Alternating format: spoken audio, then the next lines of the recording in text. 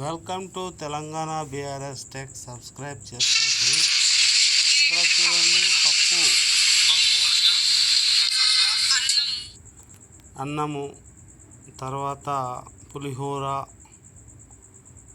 ఇక్కడ మరి దొండకాయ చట్నీ, పులిహోర, ఇక్కడ ప్రసాదం, తీపి వంటకం, రవ ప్రసాదం ఇస్తున్నారు. ఈ యొక్క అన్నదానము మొత్తము ఫ్రీ అండి. భక్తులందరికీ శ్రీ లక్ష్మీ గణపతి టెంపుల్ నుంచి వస్తుంది.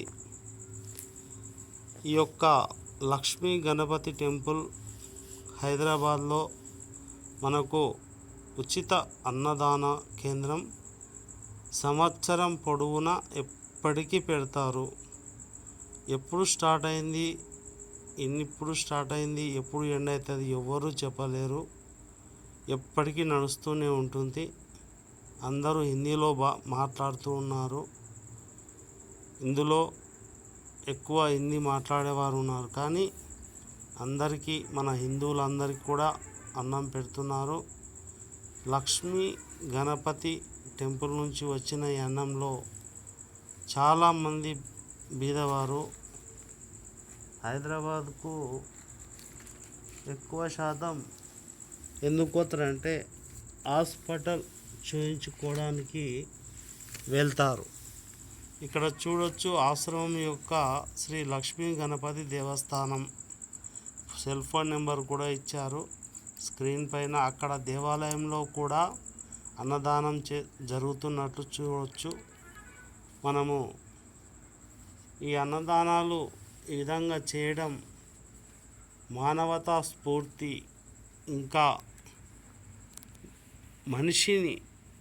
మనిషే ప్రేమించాలి అనే దృక్పథం ఏదైతే ఉందో, అది దేవుడన్నా అనుకోండి, ఇంకేదైనా అనుకోండి, ఈ విధంగా మంచి కోసం చేసే ఏ పనైనా సరే మంచి ఫలితాలనే ఇస్తుంది.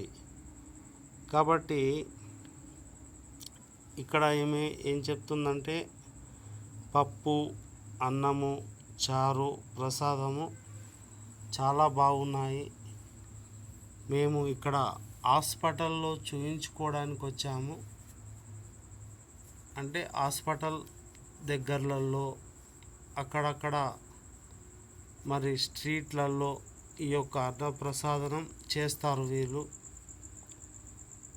ఈ లక్ష్మీ గణపతి టెంపుల్ నుంచి వచ్చే అన్నప్రసాదాన్ని బీదలందరూ చాలా భక్తి శ్రద్ధలతో స్వీకరించి ఆ ప్రసాదాన్ని ప్రజలందరూ చాలా ఇష్టంగా తింటున్నారు.